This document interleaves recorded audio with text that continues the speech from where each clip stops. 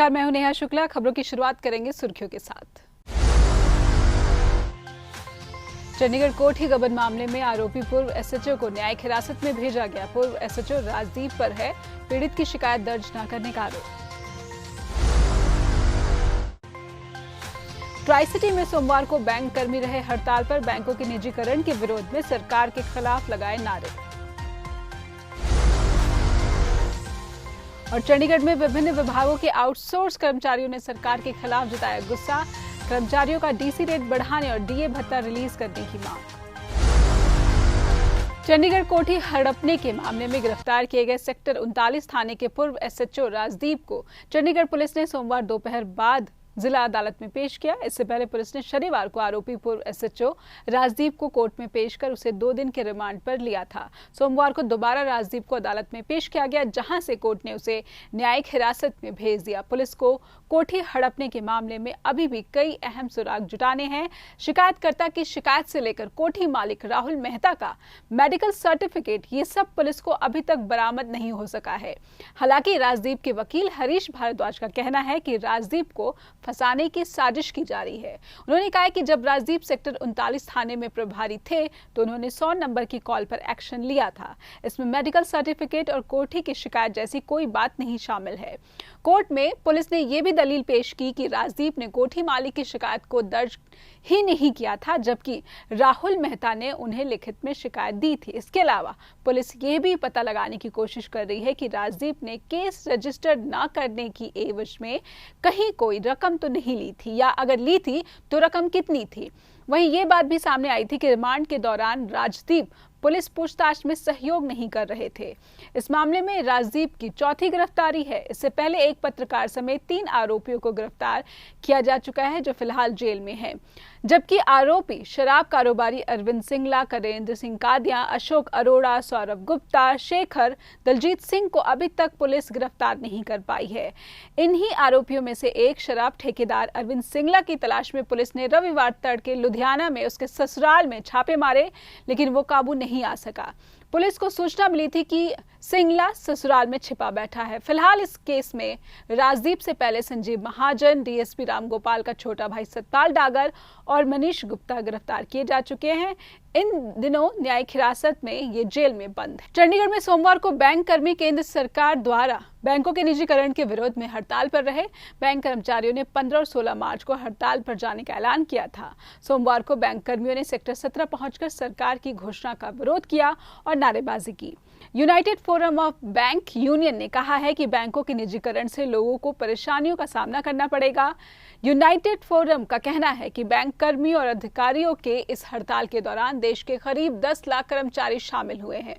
Union के tri city के संयोजक संजय कुमार शर्मा ने कहा कि कृषि क्षेत्र, ग्रामीण और कुटीर उद्योग, लघु उद्योग और व्यवसाय जो हमारी अर्थव्यवस्था के मुख्य आधार हैं और अर्थव्यवस्था के अन्य महत्वपूर्ण क्षेत्र बने रहें, उन्हें नजरअंदाज कर दिया गया।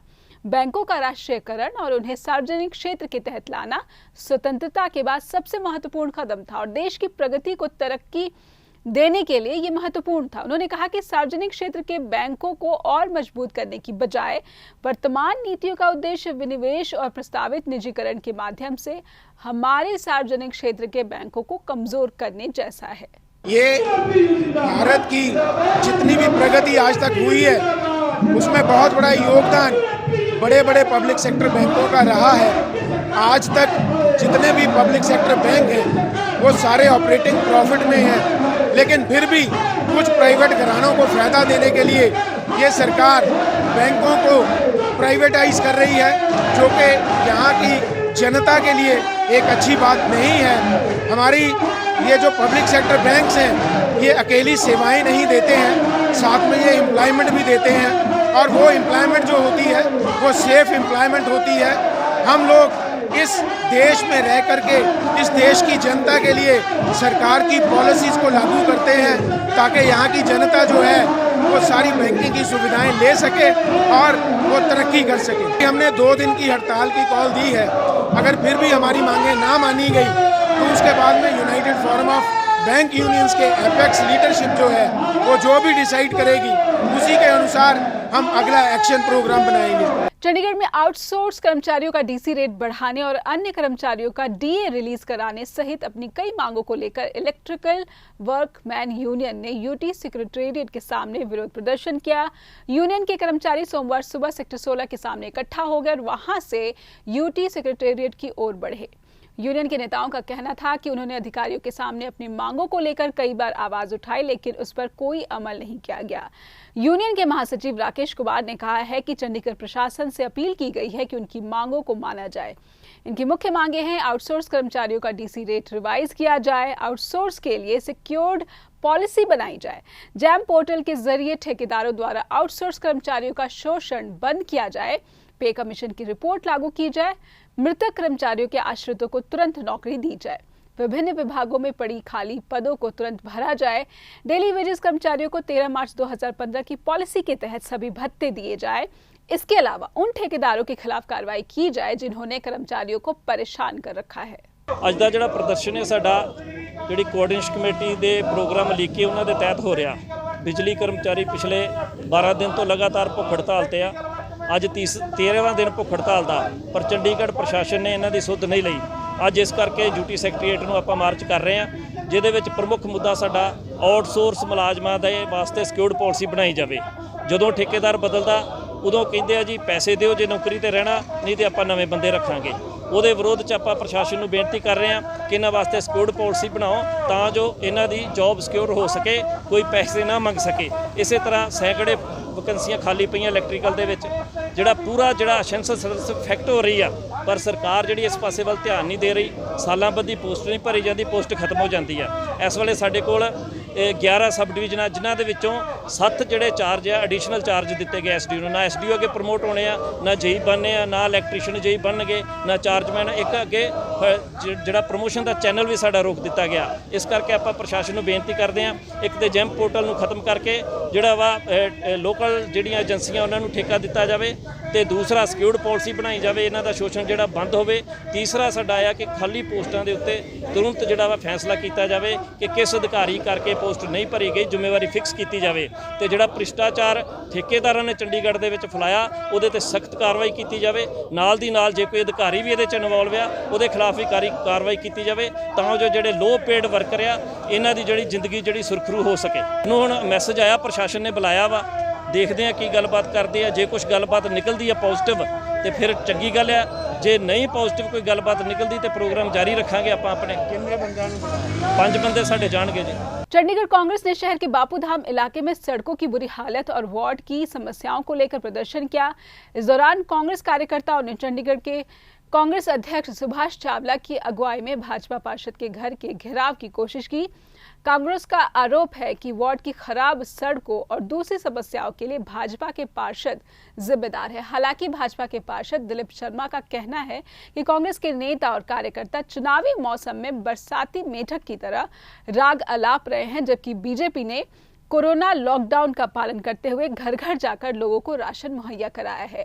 बीजेपी और कांग्रेस के इस आपसी धक्का मुक्की के बीच चंडीगढ़ प्रशासन ने कोविड-19 को लेकर जारी किए गए गाइडलाइन को फॉलो करने की अपील की, लेकिन बीजेपी और कांग्रेस दोनों दलों के नेताओं ने न तो मास्क का इस्तेमाल किया और न ही सोशल डिस्टेंसिंग का। इसे देखते हुए एसपी केतन बंसल भी मौके पर आ पहुंचे, लेकिन जब कांग्रेस कार्यकर्ता विरोध पर आमदा रहे और पुलिस ने बैरिकेड लगाकर उन्हें रोकने की कोशिश की। इस धक्का मुक्की में पुलिस ने हल्के बल का इस्तेमाल करते हुए कांग्रेस कार्यकर्ताओं पर वाटर कैनन का प्रयोग किया। चंडीगढ़ में अब लोकतांत्रिक व्यवस्था खत्म हो चुकी है। जहाँ जहाँ भी हम मेमोरेंडम देने की कोशिश करते हैं वो पुलिस की आड़ लेते हैं, और हमारे कांग्रेस के और यहाँ की आम जनता जो शांति प्रिय तरीके से जा रही है, हर जगह वो हम पर कैनन भी चला रहे हैं, वाटर कैनन भी चला रहे हैं और लाठियाँ भी चला रहे हैं। तो ये अब इसको लोकतंत्र व्यवस्था हम नहीं कह सकते। सर, कुछ लोग जख्मी भी हुए हैं, तो उनके बारे में क्या कहना चाहेंगे? और दुख की बात है कि एक अपनी छोटी सी मांग कि जहाँ सड़कों की हालत ये हो गई है कि अब ये दिखने में ना आ रहा है कि गड्ढे में सड़कें हैं या सड़क में गड्ढा है, इतनी बुरी हालत हो रही है। अगर उसकी मांग लेके हम उसके घर जा रहे हैं तो ये कहाँ की न्याय है कि अब उनके गरीब आदमियों को लाठी चलाएं? तो उसकी तो निंदा होनी चाहिए हर तरफ से। हमने अपनी तरफ से सब कार्यकर्ताओं को अपील की थी कि हर आदमी मास्क पहन के आए। सैनिटाइज़र का व्यवस्था हमने की है, हर आदमी को चलने से पहले सैनिटाइज किया है। लेकिन क्योंकि चंडीगढ़ में इस प्रदर्शन में सिर्फ कांग्रेस वाले नहीं, आम जनता है। इस बार कांग्रेस वाले आपको कम नज़र आएंगे, बापू धाम की जनता ज़्यादा है। तो हम तो उनसे अपील करते हैं कि आगे के लिए ध्यान रखें। प्रशासन को चाहिए वो गाइडलाइन सिर्फ कांग्रेस पे ना लगे, वो गाइडलाइन सिर्फ चुनिंदा शहरों में ना लगे। बंगाल में भी चुनाव हो रहे हैं, 5 स्टेटों में भी चुनाव हो रहे हैं, वहाँ कोविड क्या इधर छुट्टी पे आया हुआ चंडीगढ़ में, ठीक है। तो उनको बोलो कि प्रशासन या तो एक फैसला कर दे कल कि किसी भी राजनीतिक गतिविधि पे, किसी सामाजिक गतिविधि पे आगे के लिए इजाज़त नहीं मिलेगी। अगर बीजेपी वाले अपना काम कर सकते हैं, अगर सरकारी फंक्शन हो सकते हैं, अगर रोज़ फेस्टिवल हो सकता है, तो क्या अपनी जायज़ मांगों के लिए हम प्रदर्शन नहीं कर सकते? कर दे प्रशासन, एक फैसला ले ले कि हम किसी को इजाज़त नहीं देंगे तो हम भी नहीं करेंगे। मैं सिर्फ यही कहना चाहूँगी कि लोकतंत्र के ऊपर आज की डेट में तानाशाही जो है वो हावी हुई है, लेकिन ये भी मैं आपको आपके माध्यम से ये भी कहना चाहूँगी कि वो दिन दूर नहीं जब लोकतंत्र ही छाएगा, तानाशाह ख़त्म हो जाएगा। ये जो आज लाठीचार्ज हुआ, हमारे बहनों को और भाइयों को जो चोटें लगी हैं, ये सबूत है इस बात का कि ये लोग किस ढंग से जनता की आवाज़ को दबाना चाहते हैं, लेकिन जनता की आवाज़ नहीं दबने वाली।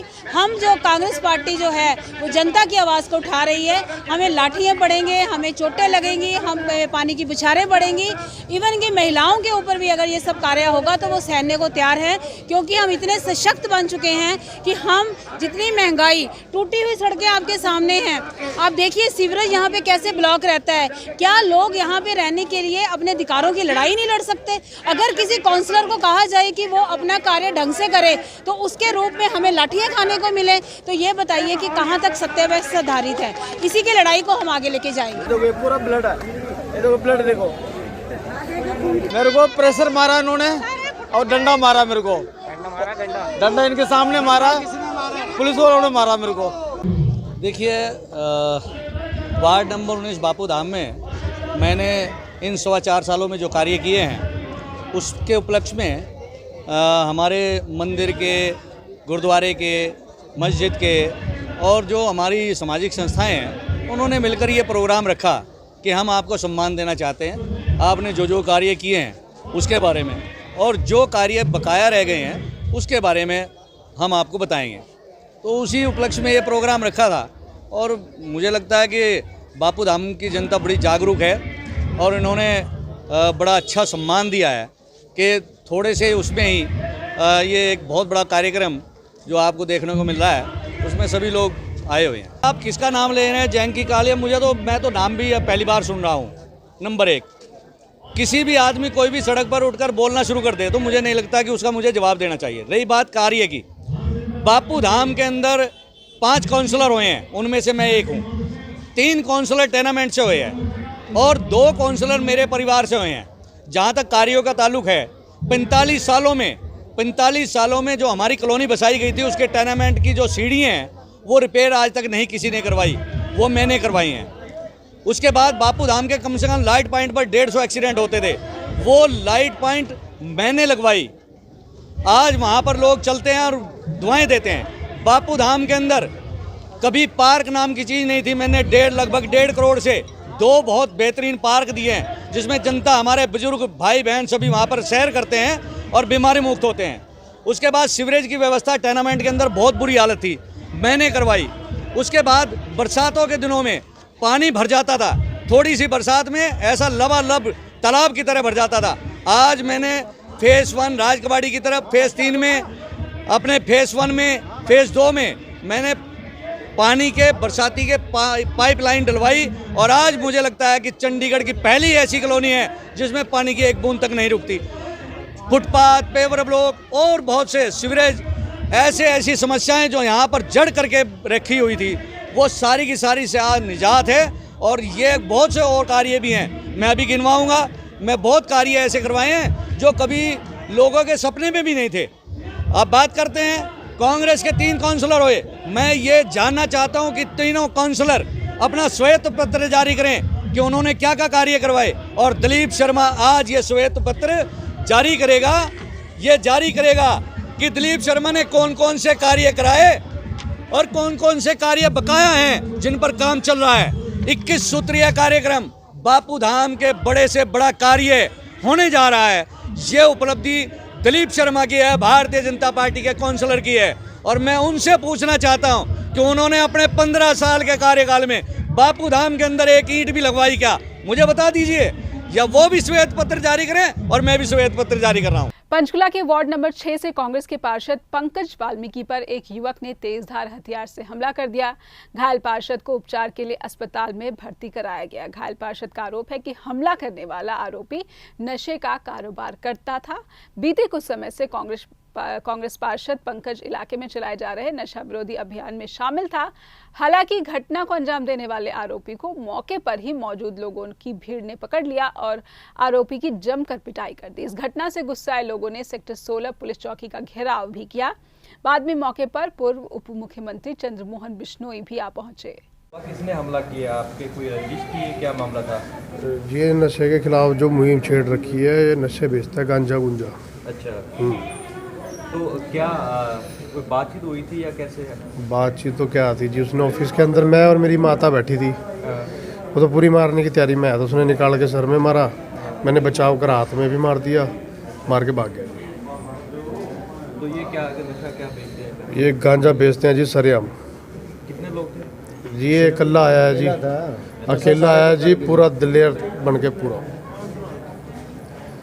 गांजा दारू सब बेचते हैं। नाम कुछ नहीं पता जी, ये शिवा के अड्डे पे काम करता है, मुझे इतना पता है। मेन मुखिया इसका शिवा है जी, शिवा और राहुल, ये 2 नाम है जी। पुलिस जो है अपने कानून के अनुसार इसमें कार्रवाई कर रही है। पंकज जी को जो है इसमें जो चोटें आई हैं उनकी मेडिको लीगल रिपोर्ट हमने ले ली है।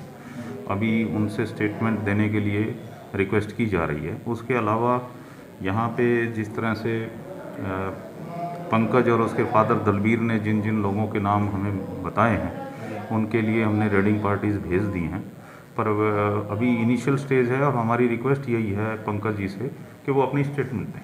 तो जिससे हमला किया गया क्या हथियार था सर, और युवक की पहचान हो चुकी है? ये अभी स्टेटमेंट एक बार उनकी आ जाए तो बाकी MLR में अभी जितनी भी चोटें हैं वो अंडर ऑब्जर्वेशन है।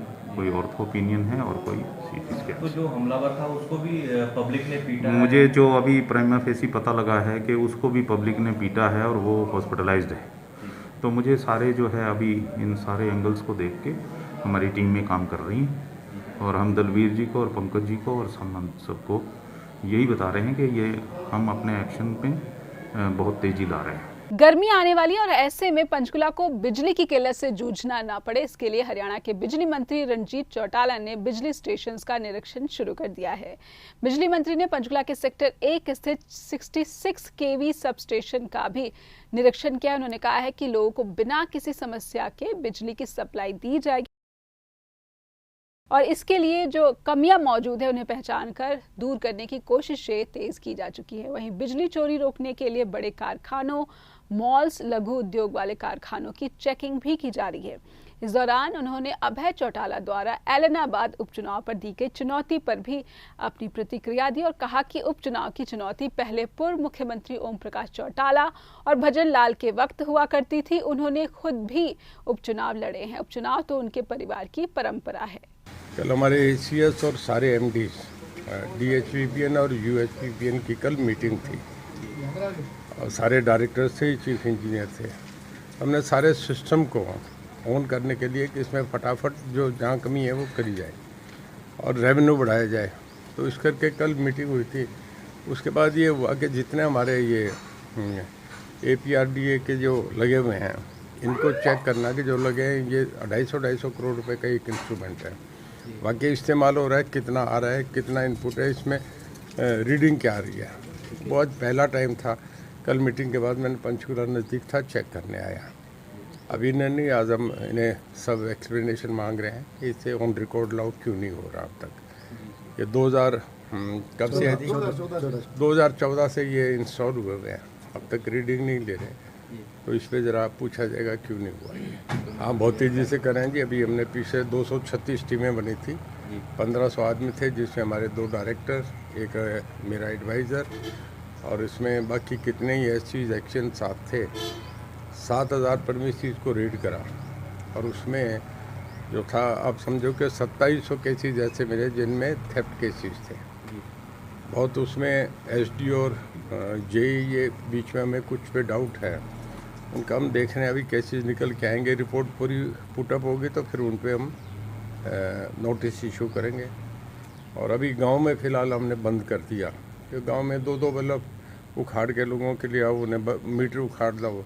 अभी कुछ इतना है नहीं ना, वहाँ इतनी ज़्यादा चोरी। तो एक बार बड़ी जो इंडस्ट्रीज़ हैं, मॉल्स हैं, गेस्ट हाउसेज हैं, या आपका जो स्मॉल स्केल इंडस्ट्रीज़ हैं, इस तरीके के जो चीज़ें हैं उनको चेक कर रहे हैं। कि हमारे परिवार में बाई इलेक्शन लड़ना बड़ा एक रेगुलर सदा से फीचर है। एच.ओ. देवलार ने इतने लड़े हैं, बच्चों ने इतने, मैंने बहुत बाई इलेक्शन लड़े। मैंने बाई इलेक्शन ओम प्रकाश जी के सामने भी लड़ा जब चीफ मिनिस्टर थे, भजन लाल जी के सामने भी लड़ा जब पहले वो चीफ मिनिस्टर थे।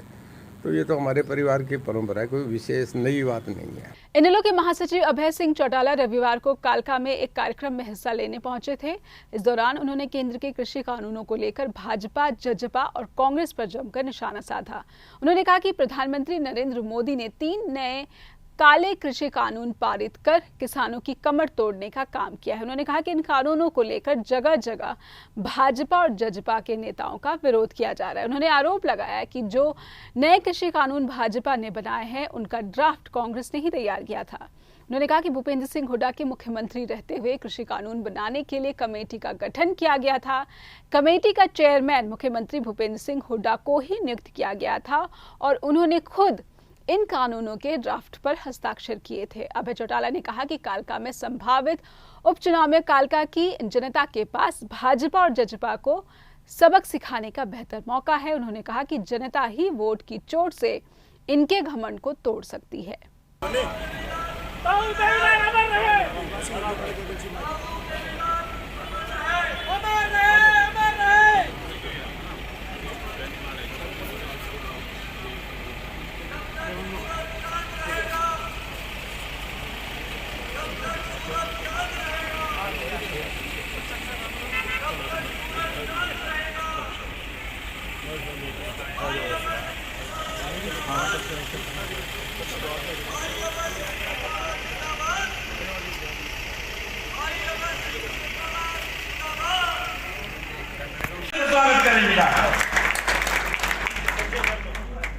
अब मैं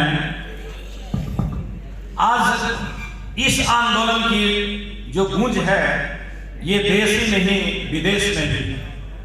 और हरियाणा राज्य महिला आयोग की कार्यकारी अध्यक्ष प्रीति भारद्वाज दलाल ने कहा है कि विपक्ष के नेता भूपेंद्र सिंह हुड्डा को एक नोटिस भेजा गया है जिसमें उन्हें अंतर्राष्ट्रीय महिला दिवस पर हरियाणा विधानसभा के बाहर महिला विधायकों द्वारा ट्रैक्टर खिंचवाने पर सफाई पेश करने को कहा गया है। प्रीति भारद्वाज का कहना है कि हुड्डा खुद ट्रैक्टर पर सवार थे और महिला विधायकों द्वारा ट्रैक्टर खिंचवा रहे थे। महिला आयोग की कार्यकारी अध्यक्ष का कहना है कि महिला दिवस पर उन्होंने कानून का उल्लंघन किया और इस पर हरियाणा महिला आयोग ने संज्ञान लेते हुए पूछा है कि आप पर कार्रवाई क्यों न की जाए। हुड्डा को महिला आयोग के नोटिस का जवाब 3 दिन के भीतर देने को कहा गया है।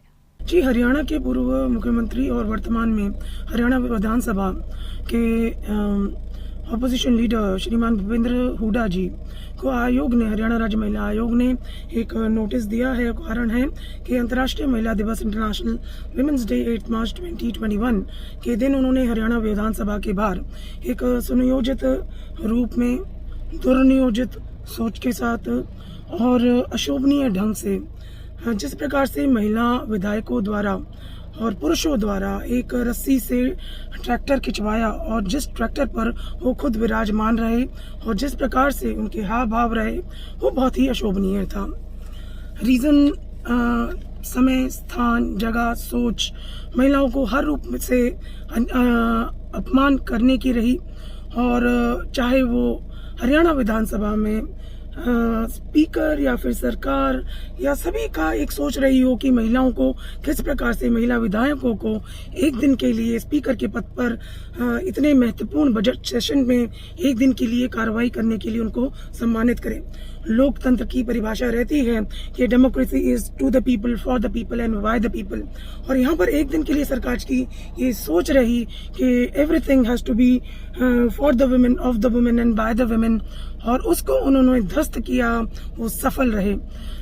सुबह के समय बहुत सी योजनाएं, अवार्ड दिए गए, पूरे प्रदेश भर की महिलाओं को, बच्चियों को प्रोत्साहन दिया गया, महिला हेल्पलाइन सरकार द्वारा चालू की गई, बहुत सी क्रचेस की घोषणाएं की गई, बहुत सारे मेमोरेंडम्स ऑफ एसोसिएशन बच्चों और महिलाओं से संबंधित साइन किए गए।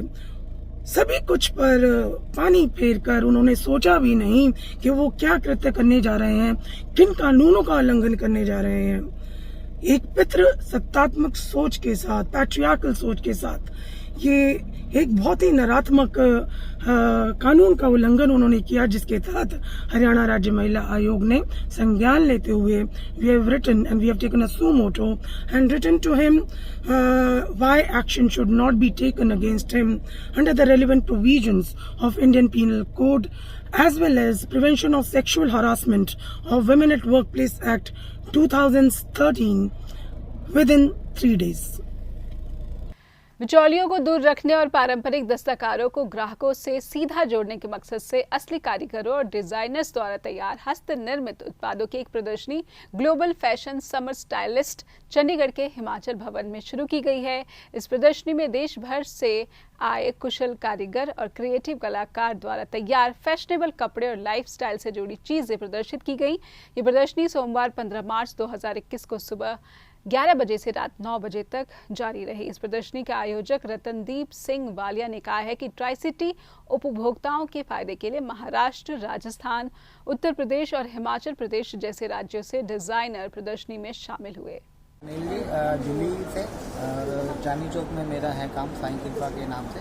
हम ये अभी गर्मी है जैसे तो कॉटन की पूरी वैरायटी लेके आए। हमारे पास 1000 की रेंज से स्टार्ट है, जिसमें कि 3 पीस है और फिर शरारे सेट है, प्योर दुपट्टे हैं, मसलिन है, स्कर्ट सेट है, गरारे सेट है। मतलब हमारे पास 1000 में तो बहुत वैरायटी है। मोस्टली 80% 1000 की रेंज है। उसके बाद 2500 से लेकर 4000 रुपये तक की हमारी रेंज है। शरारे, गरारे, स्कर्ट सेट सब है। 1 पीस ड्रेसेस भी है।